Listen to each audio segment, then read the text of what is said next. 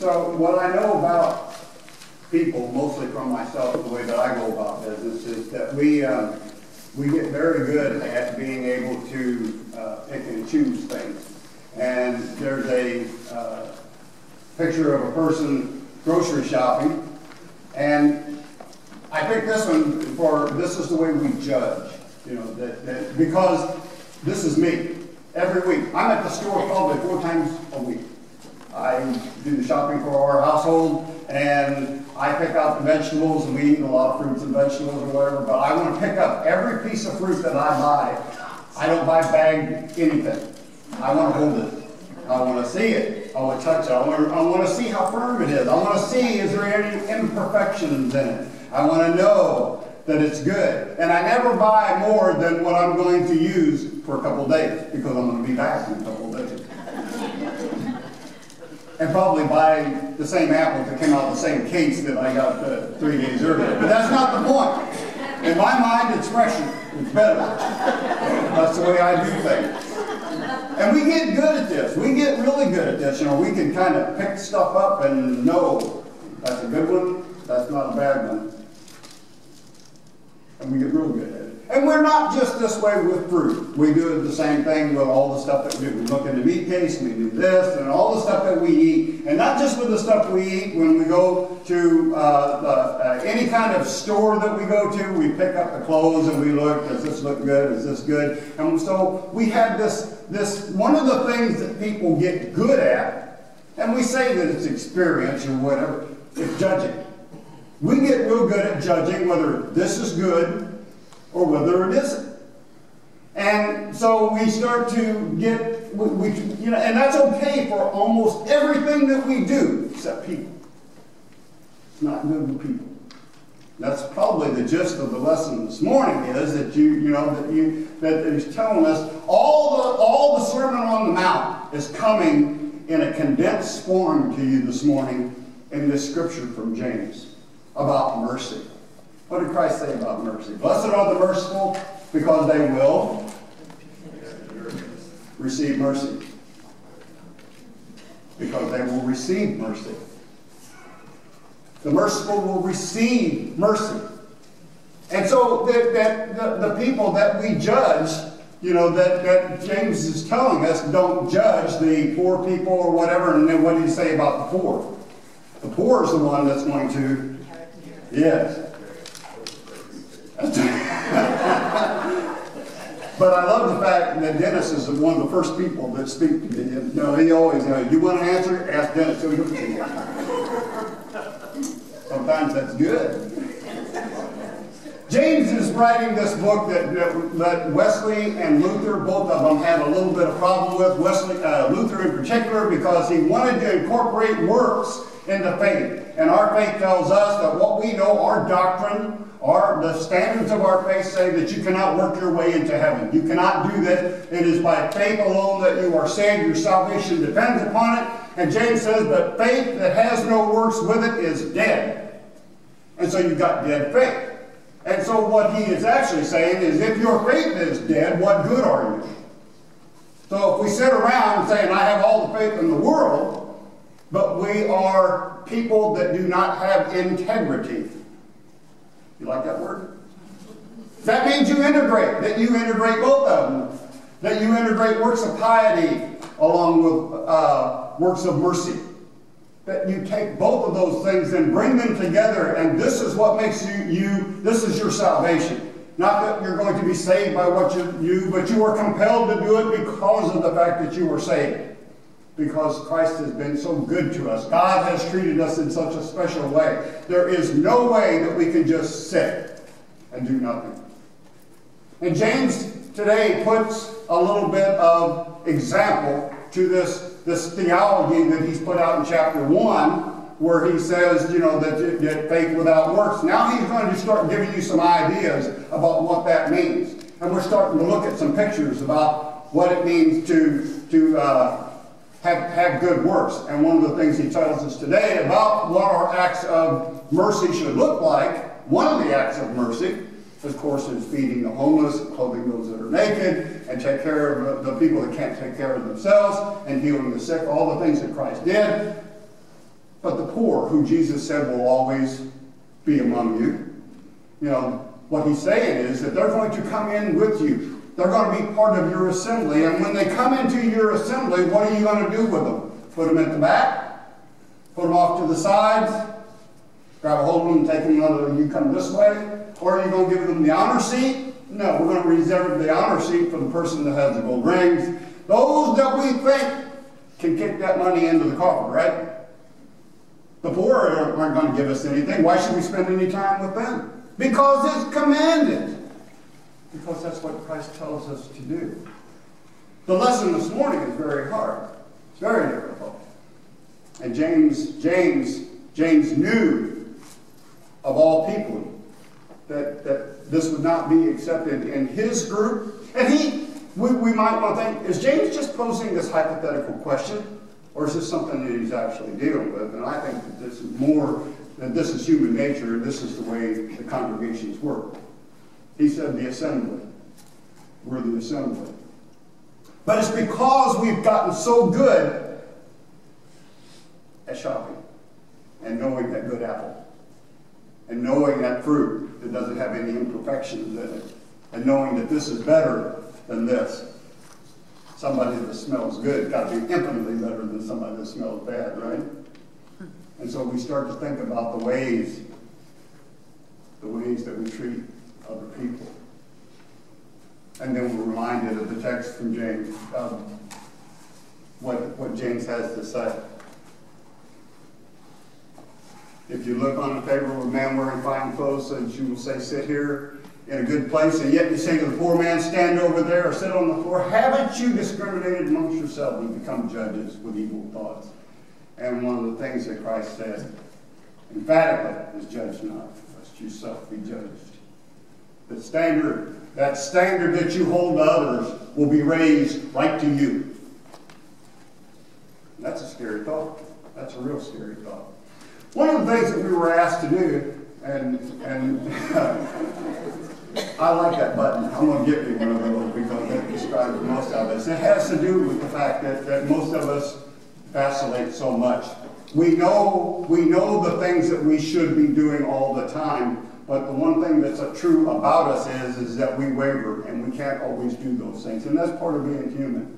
But as long as we're trying to work ourselves to the center and do those things, we'll always be consistently inconsistent.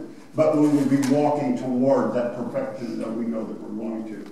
One of the things this week that we were encouraged to do today by the bigger structure of the church says that you have the opportunity to speak on the issues of race and the things that's going on in our society, particularly with the issues with the civil rights movement seems to be set back, because of all the things that's going on with it. So, we're going to talk about it. It is a difficult thing for us to talk about because as we look around, most of us are of the same race. In James's time, he would have probably geared this, instead of saying rich and poor, he would have said race if it would have been like that. But race was a construct that come along after that. When we think of race, we think of someone of African American because we think of slavery.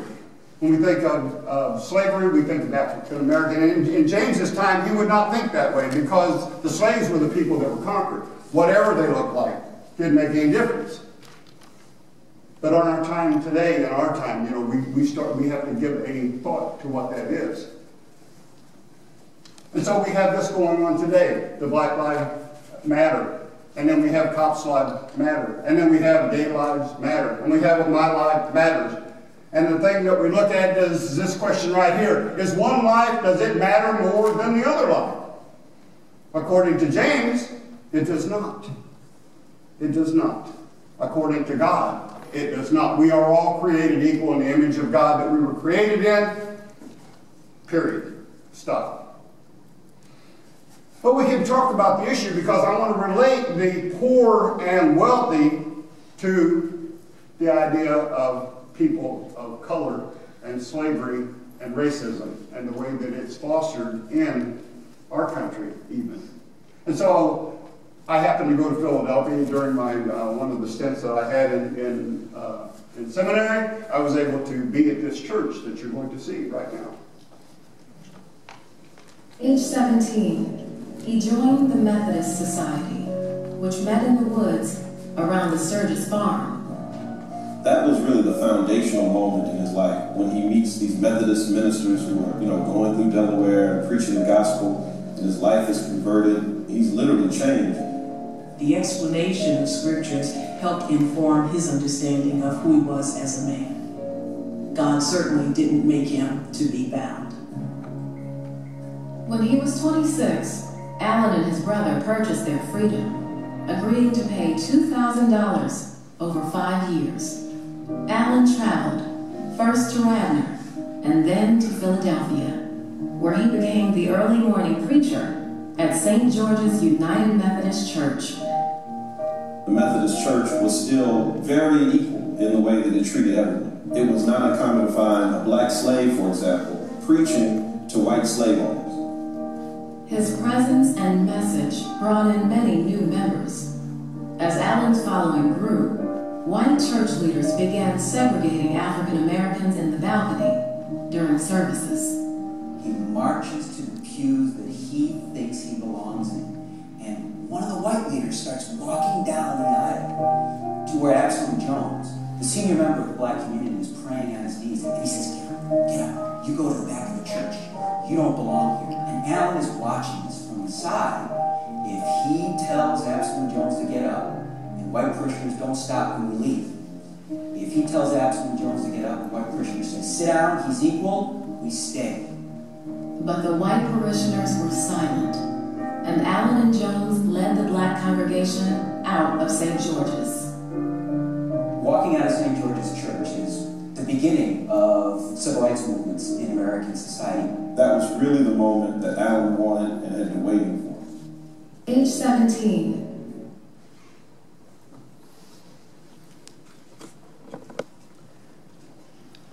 So that's the story of Richard Allen, Absalom Jones, and the biographer is Richard Newman, and the black pastor that you're looking at, his name is Mark Tyler. Mark Tyler is the pastor at Mother Bethel AME Church in Philadelphia. You got a picture of that one? Picture of the AME Church in Philadelphia? I think we do. Maybe not. That's okay. They're doing a $3 million, they did a $3 million improvement to their sanctuary 2 years ago for their bicentennial. And it now is one of the largest AME churches in the United States. And the AME church has 7.5 million people worldwide. This is the sanctuary. They walked out of Old St. George, went 2 miles down the street, and started their own church. Now, it took them a while to do this. It took them a while. But it happened over the issue of the image of God is different for you than it is for me. And the pastor at the church insisted that you could not pray here. You need to go to a different area of the church before you can do that. Even though Richard Allen was a Methodist preacher. We think that we have it all figured out. We think that nobody in this church would ever do such a thing, including a pastor. See, and this starts back in 1767. It's amazing. It's amazing. But the people of that church, that they understood of St. George, they understood that there had to be some sort of segregation, right? Or else they would never have allowed that to happen. Old St. George is a wonderful place. I preached from that. One of the first sermons I ever did was from the balcony of they have an elevated where the preacher stands a lectern. You walk up a spiral staircase and you look down on your congregation. It's a different perspective because you're standing there looking at it anyway. But it's a great place. But this whole story here tells us that even for us in our situation. We think of coming into the congregation in the period of James, and that would never happen today. And 200 years ago, roughly, give or take, it happened right here in Philadelphia, in our country. Reuben Job has given us these very simple rules for making sure that these things like this will not happen. And what he's saying is that one of the ways that we can make sure that we get back to our acts of charity, our acts of piety, and acts of mercy is that we do things that keep us connected to God. Because if we stay connected to God, these things won't happen. We won't have that issue with the poor people that come into the congregation. We won't have that issue with the people of color that come into our congregation, or children that come in that are disruptive, or any other thing else that gets in the way between you and worship. None of that's going to matter, because we're going to stay in love with God. And the commandment that was seen before the picture was that said that we are commanded, the great commandment, the greatest commandment, the ones that James says that if you violate any part of it, you violate all of it, is to love God with all of your heart, mind, strength, and soul, and love your neighbor as yourself. And he gives us right here the ways that we're going to love our neighbor, and the way that we're going to love in the way that we love ourselves, and the ways that we're going to stay in love with God. And what it says is you have to stay plugged in. You have to keep your lamp full of oil. Something has to put back what gets taken out. You cannot feed a hunger. You cannot wake up to the news that we get every day about this tragedy, about this devastation, about this group of people, about that group of refugees that can't find home, about the people that have died in this tragedy or that tragedy. You can't take all that unless you know that God is alive in this world and the acts of grace are happening every day. Because if you don't know that, you can't take that. You cannot. It will drain your battery. And it will drain it quickly to where we come to the point where nothing matters anymore. I don't know what I believe anymore. We have to stay in touch with God. And the way we're going to do it is the way that you started off this day. I said you preached my sermon for me. You showed up. It was important enough for you to be here to worship God. Above all else that we do, we fellowship, we talk, we do all that stuff. But you look at the cross and you recognize that God is here and alive and in this place. And God's grace flows in this place. And because it does, I can face tomorrow. Because without that, you can't face tomorrow. We have to have that knowledge. And the way that we're going to stay in touch with God, the way that we're going to stay connected, to keep our lamp full, to keep our battery charged, is to worship and to read Scripture and to have a daily devotion. And John Wesley said it wouldn't hurt to fast every once in a while, to give up something, not necessarily food, but something that takes you away from that spiritualness, that time with God. And he also threw in acts of mercy as a means of staying in touch with God. How many times do we see the face of God in the people that we're helping? We finally stay connected to that. We're going to talk about this over the next few weeks as we go back and find ways to do no harm, to do good, and to stay in love with God. But I think the importance of why we do that cannot be understated. It simply cannot be. That we cannot do what we do as a church. We cannot receive the mercy and grace of God here without dispensing it on ourselves. And if we dispense it, then we have to get it back. We have to have that be plugged in. So as we think about this morning, about the poor, and we think about the AME church that was founded. What a lovely church. Just an anecdotal story about that church right there, that as we worshiped in that church that Sunday morning, I just wish that Sam was here because he loved that story. They put 2 baskets down here for the offering. Yeah, big basket, all of it. And if it doesn't get received what should the first time around, then we do it again. And people walk their offering to the music, and the music just stays. And they walk it down the aisle, and they come and they drop it in here. And it's for people not just to say, look at me, I'm putting something in the basket. It's a way to walk forward and do that. That says that I want everybody to know that God means that much to me. I want to see this church succeed. I want to see that. The sermons also run about 40 minutes. You probably don't want to see that. But it is a great church, and it's great to be able to worship in a fellowship like that. And to know that, that they were once part of us. The AME church split off of us. That was, just imagine what we could do if we were 7.5 million members more than what we are right now as a church. The unity that it would cause. God wants us to acknowledge and to live in a way that is honorable to Him. People of integrity. Wesley said it best that what it is, there's two ways, two things that we need to do. Acts of mercy, acts of piety. The piety is what is the stay in love with God. The acts of mercy is do no harm and to do good. So as long as we start balancing these out in our hands, but just know that you cannot keep giving without doing it over here. We have to stay in love with God. And you guys took a tremendous step this morning by making yourself available to get your battery charged up. Thanks be to God.